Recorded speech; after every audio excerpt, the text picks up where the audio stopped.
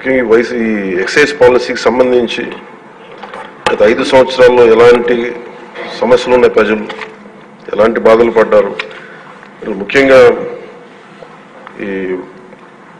ఇలా కల్తీ సారా తాగి, ఇలాంటి ఇలిసిట్ లిక్కర్ తాగి, వారి ప్రైవేట్ బ్రాండ్స్ తాగి ప్రజలు ఏ స్థాయికి వెళ్ళిపోయారు అనేది ప్రత్యక్షంగా నేను కూడా నా దగ్గరికి వచ్చి చాలా సమస్యలు చెప్పుకున్నారు ప్రజలు. ముఖ్యంగా గుంటూరు నుంచి ఒక బాధితురాలు వచ్చి భర్తను తీసుకొచ్చింది.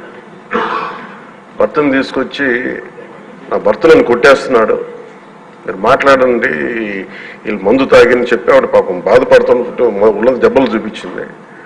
భర్తను అడిగితే భర్త ఏమన్నాడంటే, నేను ఎప్పుడు ఇలా చేసేవాడిని కాదు, మందు తాగగానే నాకు అట్లా అయిపోతుంది, ఇది నర్వస్ డిజార్డర్ వచ్చేస్తుంది, న్యూరలాజికల్ డిజార్డర్ వచ్చేస్తుంది అనేది తర్వాత దీంట్లో తెలియదు అధ్యక్ష.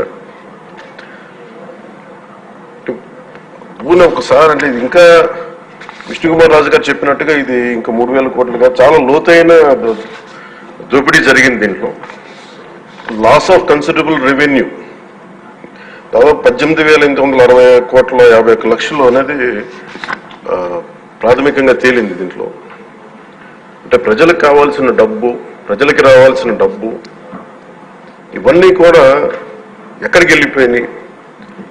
నిన్న ప్రధానమంత్రి గారు మనకి కేంద్రం బడ్జెట్లో మనకి 15,000 కోట్లు ఇవ్వగానే ఇందాక గౌరవ ముఖ్యమంత్రి గారు చెప్పినట్టుగా మనం అందరం చాలా ఆనందపడ్డాం.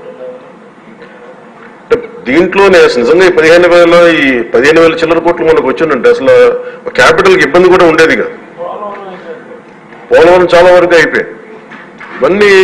ఇవన్నీ పక్కన పెడితే అధ్యక్ష, నిన్న రివ్యూ చేస్తా ఉంటే ఒక 20,000 తీసుకున్నాడు ఒక అధికారి, మన ఏసీబీ వాళ్ళు తీసుకున్నారు, ఇంటర్ డిపార్ట్మెంటల్ ఎంక్వైరీ చేస్తాం అని చెప్పేది ఒక రివ్యూ ఏదో కేసు గురించి చదువుతా ఉంటే తనకి కాంపెన్సేషన్ రావాలి, తనకి కోర్టుకి వెళ్ళారు. అది మాట్లాడుతున్నా ఒకటే అనిపించింది, ఒక చిన్నపాటి ఉద్యోగి తప్పు చేస్తే 20,000 రూపాయలు లంచం తీసుకున్నాడని చెప్పి లంచం తీసుకున్నందుకు ఏసీబీ ఎంక్వైరీ ఉంది, లేదంటే డిపార్ట్మెంటల్ ఎంక్వైరీ ఉంది.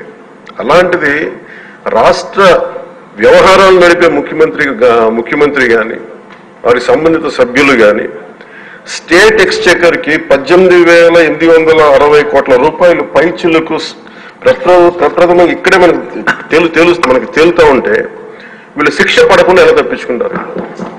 శిక్ష పడాలి. మనకి నైతిక బలం, నైతిక హక్కు ఎలా ఉంటుంది అధ్యక్ష? మనకి ఒక అధికారి 20,000 రూపాయలు నువ్వు తప్పు చేశావని చెప్పి ఏసీబీకి పట్టిస్తున్నావు. వీళ్ళేమో దారుణంగా 18,000 కోట్లు అటు ప్రజల్ని కనీసం వాళ్ళ క్వాలిటీలు మన లిక్కర్ పడిపోయి తాగాలని చెప్పి ఎవరిని మనం కూర్చోబెట్టి మనం పెంపొందించట్లా. ఓకే, ఒక వ్యసనం అనుకోండి, దానికి ఏదైనా పేరు పెట్టుకోండి. ముఖ్యంగా మనకి మద్యపాన నిషేధం అనేది చాలా చాలా కష్టమైన విషయం, ముఖ్యంగా ఆంధ్రప్రదేశ్.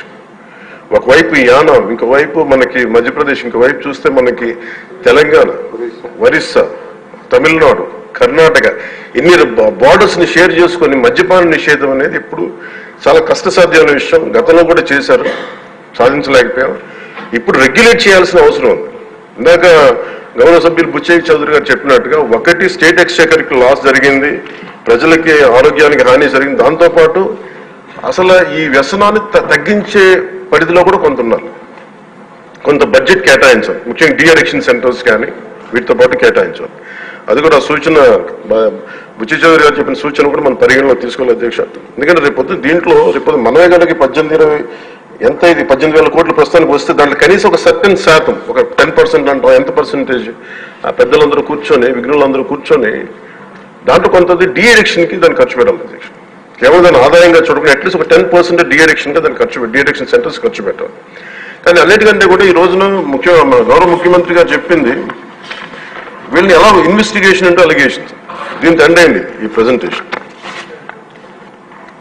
ఇదే కనుక ఈ రోజున మనకి క్లాప్ మిత్రాస్కి ఈరోజు డబ్బులు లేక, వారికి అలాగే పంచాయతీ బోర్డులో దాదాపు 9 నెలల నుంచి మనకి జీతభత్యాలు లేక ఒక 59 మంది నలిగిపోతాం. అలాగే